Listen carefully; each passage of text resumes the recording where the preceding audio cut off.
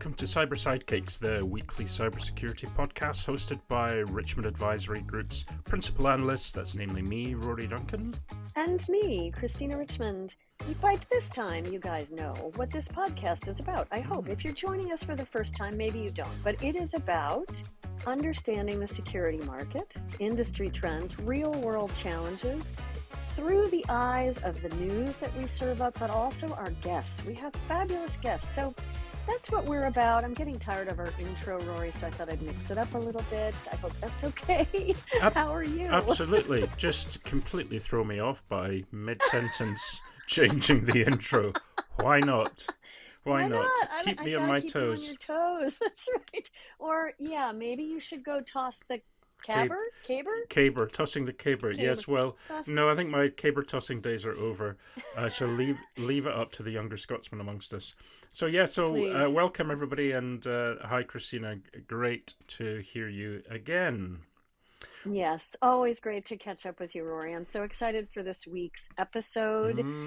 We have an extended discussion about big news, M&A news once again. LevelBlue. I mean, if they're not well known for anything else, which they are, I'm not trying to toss any shade their way, but if they weren't known for anything else, this year they would be known for acquisitions. Yep. Right? Yep, definitely. Starting from 0 acquisitions to 5 in the last 4 months. Holy Snickers. So the most recent one is Cybereason, which was a bit of an eyebrow raiser, and we'll go into that later on. But there appears to be, a good plan and strategy behind it, which is good to hear. Okay.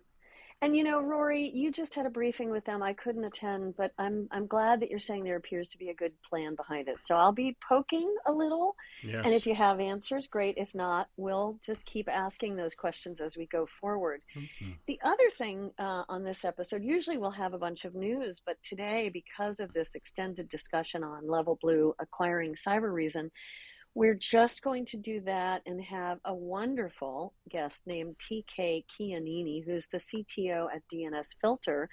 And he'll be talking with us about, website blocking, threat protection. Maybe we'll get some PQC, post-quantum stuff in there, but all around DNS security, which I find, basic and fundamental, but also fascinating. So I'm looking forward to that chat. Yeah, indeed. And before we move on to the first story, it was just a gentle reminder to folk, if you go to our website, which is richmondadvisorygroup.com, you'll be able to sign up to news notification, our newsletter, and other future publications that we'll be sending. And when you subscribe, you'll be sent a 4-page extract from our AI security survey, which is looking at how prepared CISOs, C-suite, and senior IT practitioners are to face AI-powered attacks and what would help them prepare. So that's a freebie from us to you if you sign up. That is a freebie. I meant to mention we've had a bunch of new subscribers recently. Oh, yeah, it's kind of fun. Nice. And I sent you the report on how our newsletter is doing. I was kind of getting bored with it, and last week we talked about how we're going to kind of mix it up. But then I looked at the report and I was like, well, actually people are clicking through quite a bit, looking at quite a bit. So I don't know what we're going to do with it. But I will say that we're also looking at some new surveys this fall. Stay tuned. Quite possibly a repeat of AI, but in Europe. Quite possibly post-quantum cryptography in the US. So we're still noodling. Give us your feedback. We really want to hear from you. And at the end of this episode, you can get our email addresses so you can just give us direct feedback. Yeah, always very happy to hear from you folks.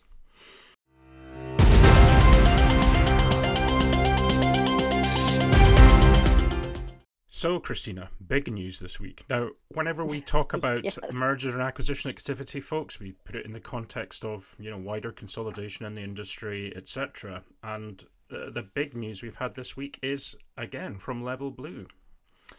And I mean, my goodness, do they have ever empty filling pockets with cash? I mean, how are they doing this? I don't know. Well, you remember that story about that leprechaun in the wallet, and you tap the wallet and it would fill up with money? Maybe they have found that leprechaun. I don't know. Could we talk about that? I know you're next to Ireland. Do you have leprechauns in Scotland? Maybe we could talk about finding that Yeah, leprechaun. no, we don't have. We have No. haggises in Scotland, but none of them have No, no, wallets. no. Haggis is not the same as an ever-filling wallet. But Yeah, okay, we I know. digress. I Let's envy. talk about Level Let's Blue. talk about LevelBlue. So, yeah, so it's big news. LevelBlue acquiring Cybereason. Now, we could do this a couple of different ways. We could talk about the merits at face value, and LevelBlue has put out some great communications about it, talking about complementary capabilities. The combination will deliver greater value to clients, customers, and partners, etc., which is all good and very positive stuff. But we kind of have to take a step back. And the reason why we've been talking about this so much is because there is some history here, right? And Oh yeah. this is something we mentioned in previous episodes, that there is a timeline here, because prior to TrustWave becoming a part of LevelBlue, TrustWave and Cybereason announced their intent of merging, and that was Right. in November 2024. But then a lot of very public fallings out happened when it came to the investors as well as management and so on. And it meant that as of earlier this year, February, March this year, Cybereason's CEO, Eric Gann, resigned. There was a supposed very public announcement of suing going to happen, although that didn't happen. But it meant that the merger with TrustWave was terminated. So that was in March this year. But of course, then things changed quite significantly, because then LevelBlue acquired TrustWave in July of this year. And now, lo and behold, LevelBlue is acquiring Cybereason in October. So, and again, the reason for mentioning it was not to labour the point too much, but this isn't a straightforward story. Lots of things have happened. Yes. No, but I think it's important for us to review some history, right? I was looking back through some of my history, some of my insights from people in the know, people who knew Cybereason quite well. So I could go down that path of, oh gosh, delayed IPO, mismanagement of funds, leadership instability. It's important to know the history. It doesn't mean that they will always stay in that bracket, that they will always be known as the company that had these issues. Hopefully, and we'll talk about that, right? So Yes. Tell us the good news. Tell us the things that it's bringing. You go on where you were going. You were organized and I interrupted. No, that's absolutely fine, because it's important that we kind of bring all these perspectives in and not forget about some of the details, because a lot of the details can be lost in this kind of thing. Now, I'm kind of going to quote you back at yourself, Christina, when we well, at the time of the acquisition of TrustWave, so LevelBlue plus TrustWave, you refer to this as two OGs coming together.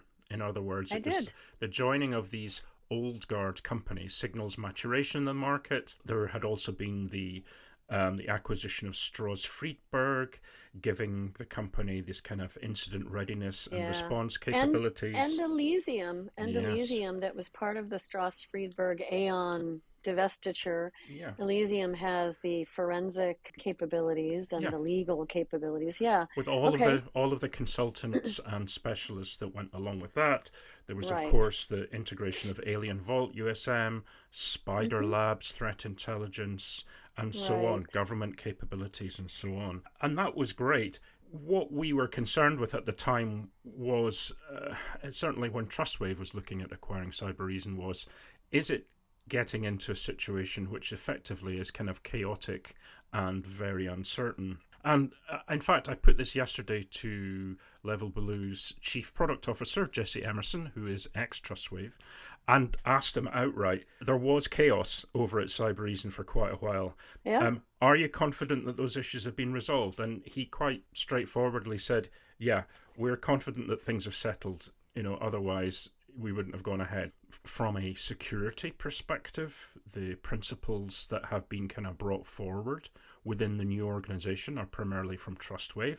So that's Jesse himself, as well as Craig Rones, who's the chief marketing officer. So that's good. The other things that I asked about were about, the product. So we've got lots of different things going on. We've got XDR, we've got MDR capabilities, we've got defer capabilities, lots of different things. And they tend to kind of circle around different solutions and different products in different ways. And typically when we're looking at integrating companies from acquisition, some things fall by the wayside, some things get put in the back burner. But at least for a number of the key aspects that they're going to keep going on. So, for example, they're keeping on both the TrustWave and the Cybereason deferred practices in place, right? Which is good. And that seems to be one of the key aspects of this, is that while the discussion and let's say the public messages about, XDR, MDR, there's a lot of perhaps even better things below the surface that are not being surfaced. And one of them is defer, given its importance and prominence in the industry and how it resurfaces again and again in the discussions we have. Having those two defer practices and investing in them is, I think, a very good idea. The second point, which is also really good, is, if you mentioned it before, the companies between themselves have acquired a number of different specialist teams and consultants within their groupings. So you've got Alien Vault, USM, you've got Spider Labs, you've got the Aeon consultants. They are all staying. They are all becoming part of this, which is good, because that human aspect and the very specialized and threat-specific intelligence capabilities they have will also be kept on. That's going to be an extremely important part of it. The other areas I asked about were kind of fairly straightforward in terms of, the product solution areas. They still have a go-to-market, which is about having, multiple strategic partnerships, taking a vendor agnostic approach, having a portfolio that will be part of a larger platform, etc., etc. But there's a few things that Jesse talked about which I hadn't really considered, and this is important to mention. Cybereason, given its history and where it operates and where it has strength, it basically will give them a market boost in Japan as well as the Middle East and other parts of Europe, right? That's where Cybereason was strong, and that's where the combined LevelBlue TrustWave organization wasn't as strong. I need to interrupt you there, though. I just have to question this. And one of the things that came up last year when TrustWave was looking at Cybereason, saying they were acquiring them or merging with them, was this, expansion in Asia Pacific. But for years, they were part of Singtel. So one of the questions that came up through, just some back channels was, don't they already have that market? Haven't they already expanded into Asia Pacific? Maybe, maybe not. I know that things were not as smooth with Singtel and not as supportive within Singtel as they had hoped for, hence the, leaving that arrangement with Singtel and going off on their own, and then merging with LevelBlue. It's a different year, it's a different time, and maybe their position in Asia Pacific wasn't as strong. But one has to question, right? One of the ideas with Singtel, I mean, we're old. I'm old. I've seen this market now for 20 years. So watching TrustWave be snapped up by Singtel, I'm like, why? Yeah. Well, part of it was that the IPO didn't come through for TrustWave, and it was time for the stakeholders to, cash out a bit. And it was time for Singtel, wanted to bring in some additional capabilities, time for them to expand. But the lipstick on the pig in the press releases was, we're going to expand TrustWave into Asia Pacific. So now fast forward however many years since, TrustWave is no longer a part of Singtel, and since that original acquisition, one has to ask. I mean, I just have to put it out there. I think as an analyst, we're very forgiving because companies have to say what the market wants to hear. But I also think we, Rory, you and I, have to ask those difficult questions, right? Yeah, we do. We do. And I think for the geographic enhancements, if you like, putting it that way, yes, the proof will be in the pudding. The opportunity is there, but they kind of have to realize that. Right. I mean, let's look at how tough this is. 5 acquisitions in this year alone, and thousands of people that they're integrating. Now, I know they have gone through some layoffs over at LevelBlue, and I know that they're doing it quickly. They're, they're trying to shake things up. They're trying to get people that were not working out for them for whatever reason, no judgment, to move on and bring in some new leadership and qualities that they're looking for. But that's tough. I mean, that kind of churn is very tough. And then they've spent a lot of money. So what I'll be looking for, Rory, is fast Mm-hmm. integration of the technologies. They have some overlaps. I know you asked about that. So Yeah, yeah. tell me about the overlaps. I brought up XDR because Trustwave has a strong XDR offering, but it's primarily through its strategic relationships, right, with Microsoft, for instance, or Palo Alto Networks. And he recognized that, the fact that somebody like Cybereason has a strong XDR solution. But I think his response was really to say, look, it's kind of all part of a tapestry of offerings. So, and we know this, right? You integrate a company, you bring another company on board. What do? Do you force customers to go to a different solution? Do you end of life a Yeah, solution in favor of your own? Or right. do you take a kind of inclusive approach? And I did mention, for instance, some of the challenges. If you look at what happened with Broadcom's takeover of Right. VMware, for example, what the heck Mm. would happen there? So I think what they're taking a softly approach. Everybody is welcome at the moment. All these different customers with the different solutions, and then presumably they'll find some kind of way of offering a platform that will integrate all those offerings in an attractive way for those clients. Yeah. They've done this before. Bob McCullin Hmm. and team, Steve Yep. Kelly, they've done this before where they end of life their PCI DSS capabilities. They Yep. sold that off. They ended that. They sold off some of their software, got rid of some of their capabilities because they wanted a more open, integrated partner approach. So they've done this before. I have belief that they can do it again. Yeah. Before we move on to our lovely guest, who I know is probably in the waiting room, I just want to say one more thing. Yeah. Cybereason was not doing the R&D properly. They weren't investing, they weren't innovating, they were disappointing their customers. Maybe they've come forward in the last year and done a lot more investment. I don't know, to be honest. I haven't Hmm. talked to them. But I will say it's a little bit of a lost child being adopted for me because, like BlackBerry buying Cylance and then it went off to pasture, right? And then Arctic Wolf bought Cylance capabilities. I'm very hopeful in the same manner that Cybereason will get a new, fresh investment of funds and be more innovative, and combined with everything that is now in the hopper for LevelBlue, will have a fresh start, if you will, and the brilliance will come back a bit. Yeah. Yeah, no, that's a very positive message to give, and I'm sure they'll take that on board. I left the briefing yesterday feeling more positive than when I I'm went on the glad. call. And the biggest news, I mean, we haven't mentioned yet. What about Spider Labs? That very important note. Mm. Yes, it's getting a new color. A new color. The spider is going to be colored. It sounds amazing. I think neon green is involved, which I thought was Okay. incredible. Yeah, yeah, yeah. So Listen, there's so much more to unpack I on know. this. I love your presentation of it. I love that you had a briefing. Let's keep talking about it in the coming weeks because Mm, there's a lot more to watch on this, there I is. think.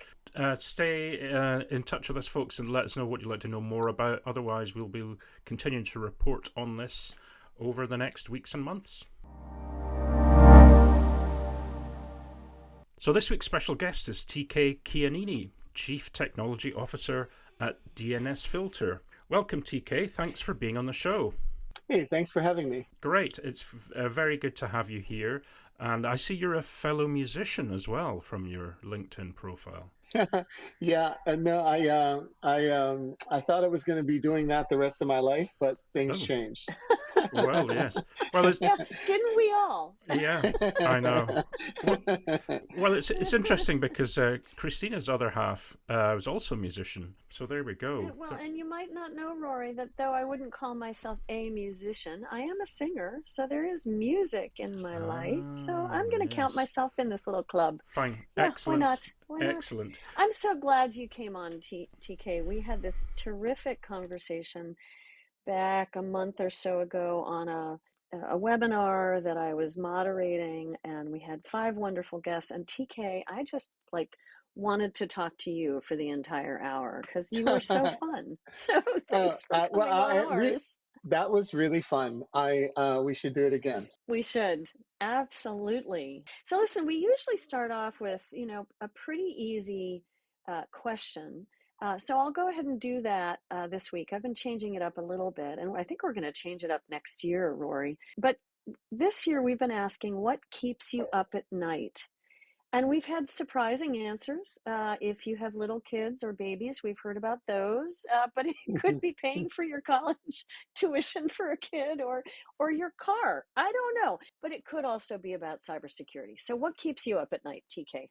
Oh, good question. There are many answers to that question. I do love to sit in a problem for a long time, and Oh, I sometimes like that.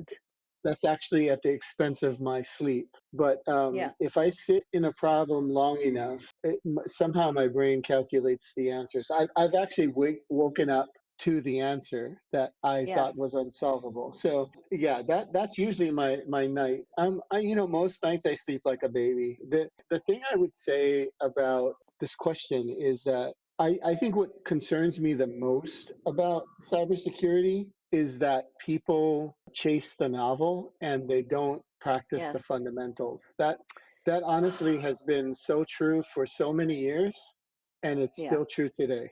Yeah, amen, brother. That is really, really true. And we've Mhm. heard that on this podcast, and we've heard it throughout our careers. But the fundamentals are boring, TK. Shiny I know. objects are a lot more fun. Yeah, it's true. That's true. The same could be said about fitness and health. It's like if you do the fundamentals right, you usually are in good shape. And but it's boring.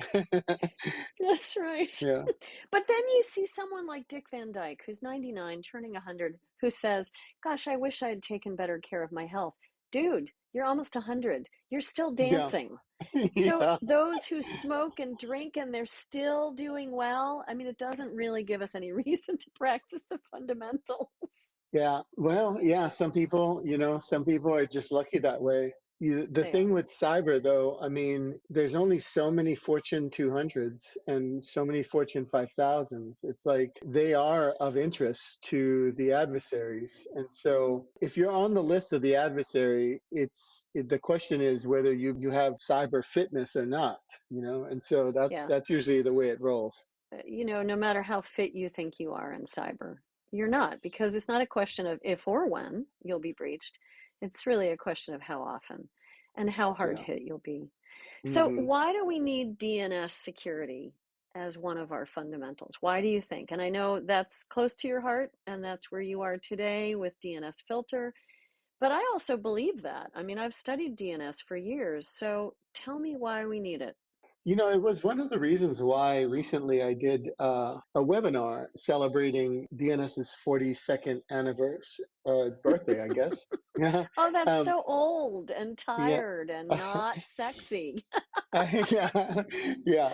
But I mean, but it's everywhere, right? So It there's is. there's It is. essentially three things that I really look for in a solution. Like as chief technology officer, I have to get into it with my heart and soul, right? Yeah. So the first thing is I look for efficacy. Like when this thing is right, like how right can it be? Like how Mm. effective is protective DNS in general? And the answer is highly effective because where it happens in the session is usually before anything else can happen, right? So it's positioned well in the ecosystem. The second thing I look for is scale. And you'd be hard pressed actually to find another defensive surface that is larger than DNS. I mean, Yep. it True. is required on everything. Like so even Yeah. if I invent a robot tomorrow, it's going to have to use DNS, right? Okay, So let's just back up. I mean, we're assuming everybody on the podcast, all our listeners know what DNS is, but it's domain name server. It's the address book for every URL you go to. It connects you to every URL, right? You go to. Am I saying that yeah, right? it's a domain name system, which is DNS. And yeah, it is Thank 42 you. years old. Before DNS, frankly, when the formative years of the internet, when it was just DARPA, people Yep. just passed around a file. And if that file was correct, you would be able to basically translate some name, like some server name, over to an IP address. That is what became DNS because the file Mm, thing just didn't scale. And it is a globally distributed system required by everything that is online. So that when I talk about scale, I'm talking about global internet scale. And then I would say the last thing I look for is just good design. I need technology to be accessible, not to the experts, but to my cousin, my grandmother, my auntie. Like they should be able to use it and have efficacy using the tool. So when those three things come together for me, I'm all in. Nice. I like that. And so when you went to DNS Filter, and how long have you been there? I started in May of 2024, so a little over a year. Okay. All right. So when you went there, you did your due diligence. You knew what you were getting into. You knew it was the older, darker side of the street that has been around for 42 years, Hmm. but Hmm. is absolutely imperative to get right. So I love to refresh what I've studied in the past time, and I was looking at how DNS can fail when it fails us. So firewall, DNS security. Well, COVID happened, right? So following people home or to the coffee shop or wherever we now work was difficult. So tell our listeners about how we now help from a DNS security perspective, following them wherever they work. Yeah, that's an interesting one. And you point out something that really was, I would think, the birth of zero trust, which was when the pandemic hit, Mm, work wasn't a place anymore. It was just an action you did. yeah, And people were working from parking lots and whatever. So yeah, this whole perimeter security thing went away. And what emerged was the ability to work anywhere and use the internet and be safe, right?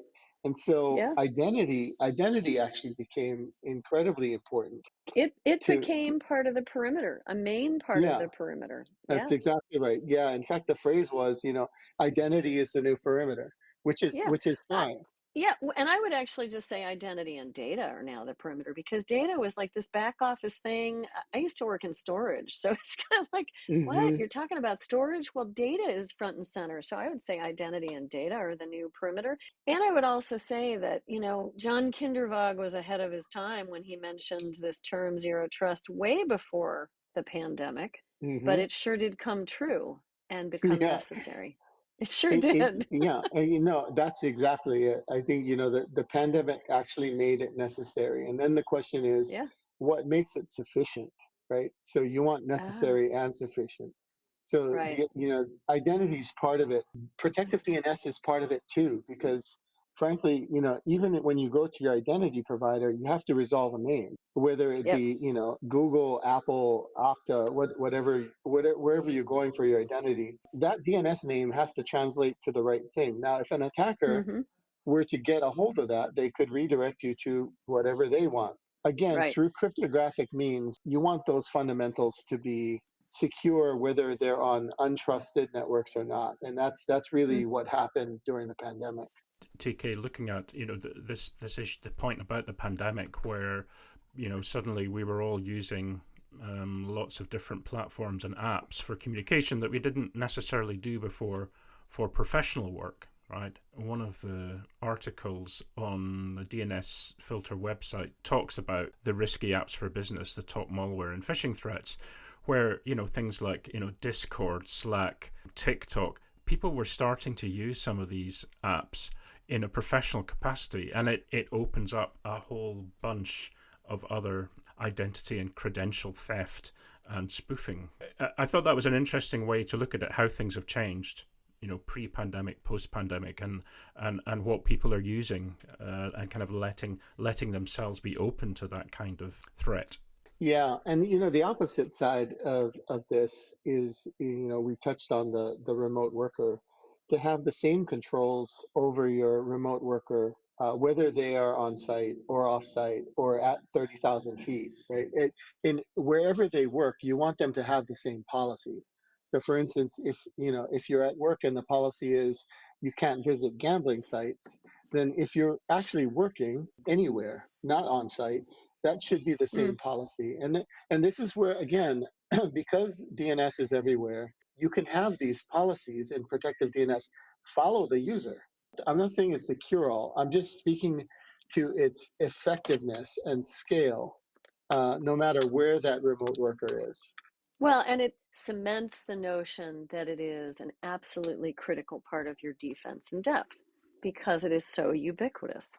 Yeah, Yeah. here's a great analogy too. Is all of the internet protocols have evolved over time. Whether you're talking about cryptography or you're talking about maybe the most famous evolution would be HTTP, which is used in web browsing. When it first started, there was just HTTP. All the traffic was in the clear. We Mm-hmm. now sit at a day where HTTP is considered insecure.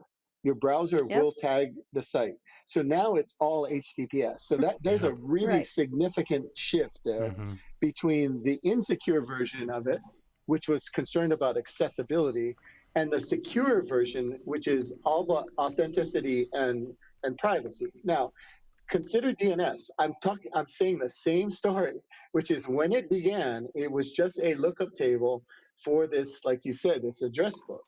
It just Yeah. resolved addresses. What I'm saying now is that people need to shift and use protective DNS instead of just old resolving DNS. And that's really what my plea to society is. I mean, whether you use DNS filter or not, like there's entire countries that have set policies to use protective DNS. And like Right. when the government is ahead of your policy, chances are you're behind. Yeah. TK, I wanted to ask about a couple of things. As we're going through this, it's bringing up a lot, particularly on the crypto side, and something that I don't know enough about, but I should read about cryptojacking. Obviously, that's something that you guys talk a lot about. Can you give us a quick heads up as to what's happening in that space and what the threats and the risks are? Most of the threats in cryptography, I would say generally, having been in it for over 30 years, deal with the implementation of the technology, not the math. The math usually is strong and provable. And it's just there is something slightly wrong with the implementation that usually gets exploited.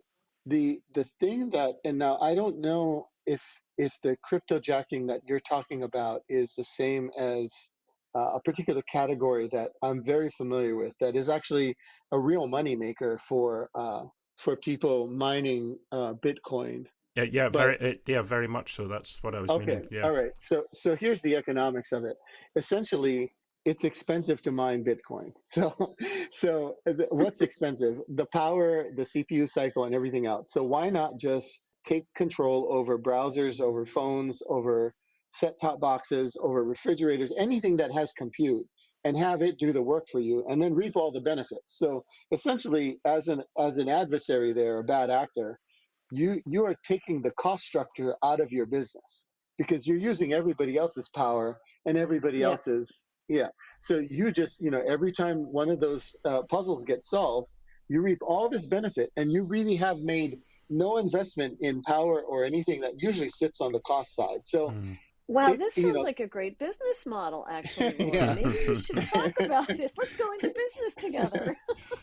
it really is a problem because the thing Yeah. when you go and you say, hey, Mr. Customer, you're doing all this Bitcoin mining on your network, and they're like, well, that's not really a security violation, so I don't know if I really want to, I got all these other things I got to chase down. Do I go after that? I'm like, yeah, you need to go after that.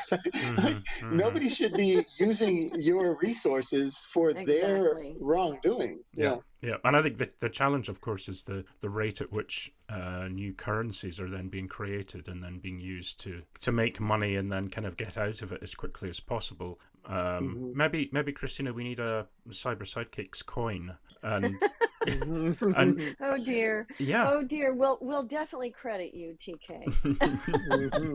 But Oh But my. how do you protect against that? I mean, I know with protective DNS there's policy enforcement, and that sounds to me like that's a lot of policy enforcement right there. There's the highly sophisticated attacks, and there's sort of the everything else, which is like the 80%. Most Yeah. of that 80%, the fact that the adversary themselves has to rely on DNS, the crypto miner has to reach the DNS name that they have in their code. Now, Right. we do a lot to scan the internet and categorize a lot of these threat actors and the infrastructure that they use, either for Mm. command and control or to run botnets or to deliver malware. So all of these things are being cataloged just, Yeah. in our system every second. So the minute your And do machine, you share, TK, do you share that threat intelligence, or is that just what you use in your own services, your own capabilities, or do you also have a managed threat intelligence service? Sorry to interrupt, but I was curious. we don't, as of Uh-huh. today, we do not. I mean, that Okay. may be Okay. something we Fair. explore in the future, but yeah, Yep. right now, most of that intelligence is to essentially feed the efficacy of what we do with protective DNS. So, Which is um, critical. And I'm not diminishing that at all. It's important yeah. that you are categorizing all the threat actors and knowing what they could then do to your customers if they were to get through and not be blocked. Absolutely. Yeah, yeah, Mm-hmm. yeah. And some of this stuff is actually, it comes down to how, I want to say how paranoid, but basically how the customer themselves thinks of their access to the internet. So for instance, I always tell customers, look, nobody in your company needs access to the entire internet. That's ludicrous. But your policy right now, it says that they can reach anything on the internet. So how about we do something like you can't reach DNS names that are younger than 30 days. Let's say that it Mm, at least has to be there for 30 days in order for it to be valid. Now you can, put an allow list if you stood up your own domain name for a company resource. You can actually just shove that in as an exception. But what this one policy would do is it would take away all the threats that need to stand up like a DNS name for their watering hole or whatever it is you need to reach on the internet, and it would just take all that off the table because mm. some of these things show up in 5 minutes they're gone. Mm. But since your policy says you can reach everything on the internet anytime, they're effective. And again, does your employee really need to reach something that's 5 minutes old on the Mm. internet No. No. to do Right. their job? Probably not, Yeah. right? So yeah, Well, yeah, I guess unless they're with one of the big web scrapers, but won't be mentioning any names for building of certain LLMs.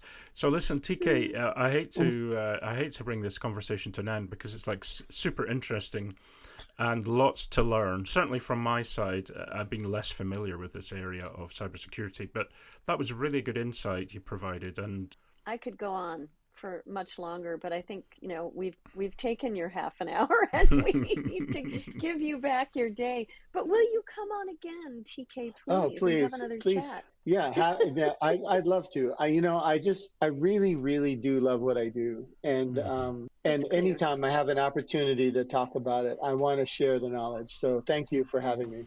Yeah, great. Well, Thank you. thanks for your enthusiasm on the topic. It's always very infectious and is a delight. So thanks again, TK, and we hope to get you back on the show again soon. Thank you. Well, Christina, another great discussion, this time with TK. Super interesting. So fun. Yeah. So fun. How does somebody make a 42-year-old technology or set of technologies interesting? And he really did just that, Yeah, right? yeah. It was Well, fascinating. I know, and it shows you it's not really about the technology, it's about how you talk about it and your enthusiasm and the way that you can tell the story of it. There's certainly plenty Well, of technologies that are just come out, but people will bore you to death about, just because indeed. they Well, can't. Yeah. I liked how much he thought through it. I Hmm. liked how much he really wanted to make sure of its usefulness and Hmm. how important he felt it was to get it right. Yeah. Now everyone says that, right? But he had a very good way of describing it. Hmm. Hmm. And I've studied DNS, and honestly, when I first started studying it for IDC a million years ago, I was really so bored and it was quite a yawner, but it wasn't until I really peeled back the layers of the onion and started to understand that this is so core and Hmm. central to basic hygiene in Yeah. cybersecurity that I went, oh, actually, this is quite sexy, Yeah, yeah. Back to the hygiene discussion again. I think that's probably like Mm-hmm. the 180th mention of it. probably. Oh, indeed. In the last few shows. So, well, that was great. So we should probably wrap the show there. Christina, thanks again. It was a great discussion. We should. And folks, So next episode is episode 40. So we'll have a surprise guest for episode 40. I can't tell you because it's a surprise. Nope. We'd have to kill you. Yeah, exactly. So again, folks, if you'd like to contact us, to give us any feedback, ask us stuff, make suggestions, you can do that very easily. Drop us an email, and that's to me, Rory, at richmondadvisorygroup.com, or to Christina at richmondadvisorygroup.com. We'd love to hear from you. Honestly, really, we'll respond. We're pretty good at being responsive, so we'd love to hear from you. Yeah, unless it's like a really tricky question or a prediction for lottery numbers or something, in which case we can't really help you. No. Otherwise, we'll make an attempt to answer it. So thanks, folks. Please tune in again next week, and we look forward to hearing from you. Bye-bye. Bye-bye.